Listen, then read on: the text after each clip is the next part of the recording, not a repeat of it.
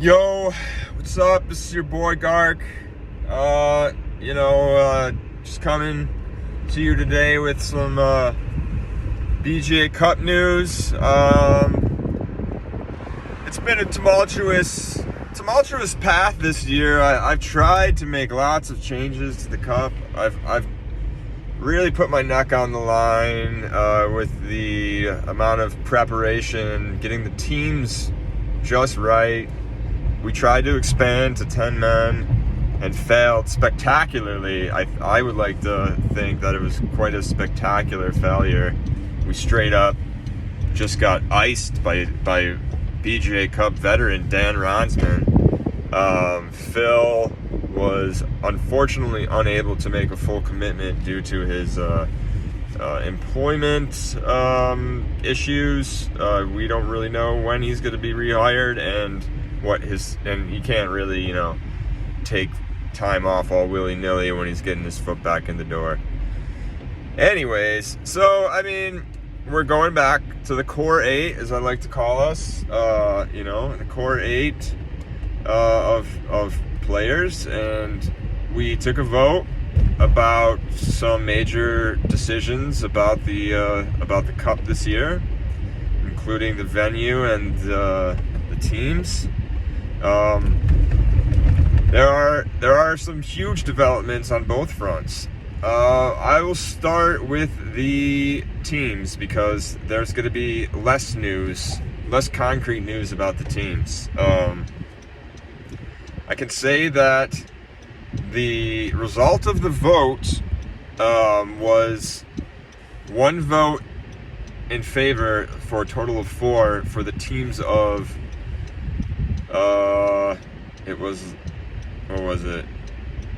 Logan, Kevin, Kyle, and Nathan.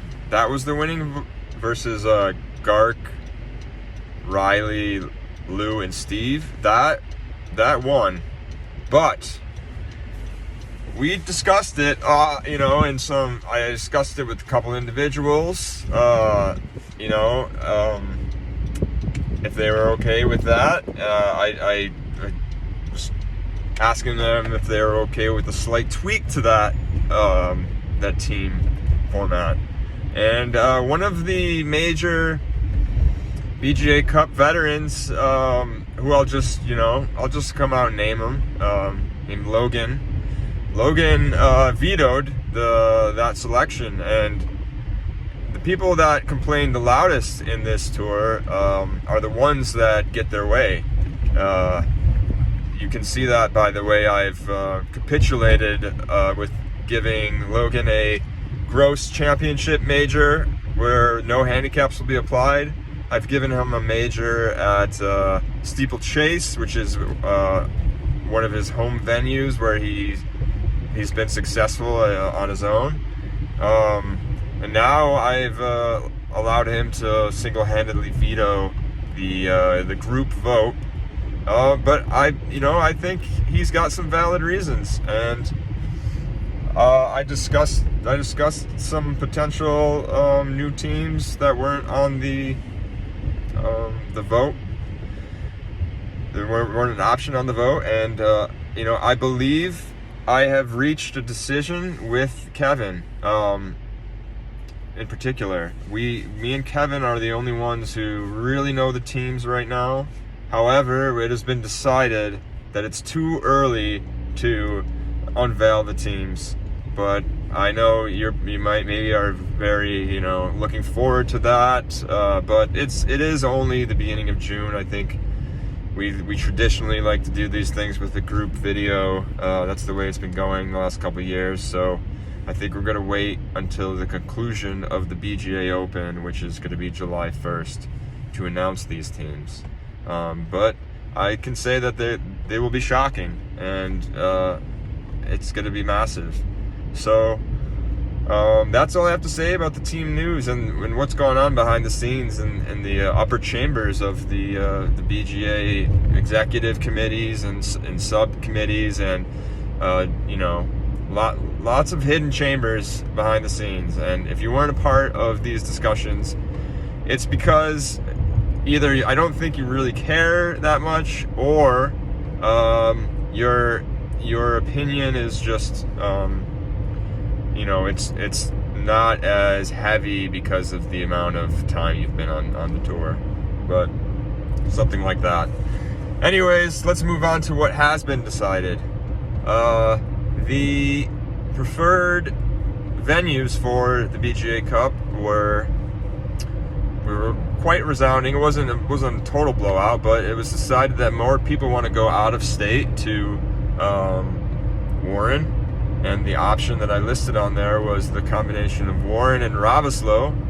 I emailed both of the clubs today. I called Ravenslow, I emailed Warren. We are on paper for Warren. They have accepted our offer. They're gonna give it to us for like $135 or something of that, around that ballpark. It's pretty low. It's cheaper than University Ridge, and I'm pretty excited. I think it's $130, something like that. I can tell you guys in the Discord when I have that fact right. But the major news is Ravenslow is out. This is the biggest news of this video. Ravenslow is being rejected by myself because of their ridiculous offer to our organization. They basically said $110 for the morning round on a Friday, and the replay rate was $65. So $175 to play 36 holes at Ravenslow, which is just insulting. I don't know who the owners think they are, but we played University Ridge for about $140, and they gave us $10 back in free range balls. And then a club like Ravenslow, just because they got a little bit of Donald Ross pedigree, thinks they can just bleed us dry.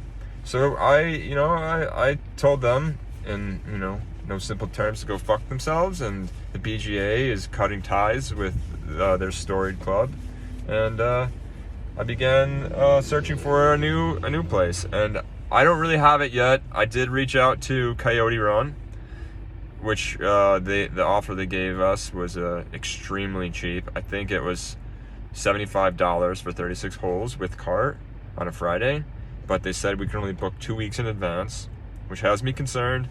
I don't know. I'll have some additional discussion. What I think we need to do is have it south of Chicago so we can avoid traffic before the round on Friday if we leave early, and also going to South Bend after the round. So there's a little bit more to be decided, but we have the final venue, we have the destination, we have the teams that are not going to be named, and yeah, that's it. I hope this was a useful video, and I hope you guys are excited for the coming events of the BGA. That's all I have to say. Goodbye.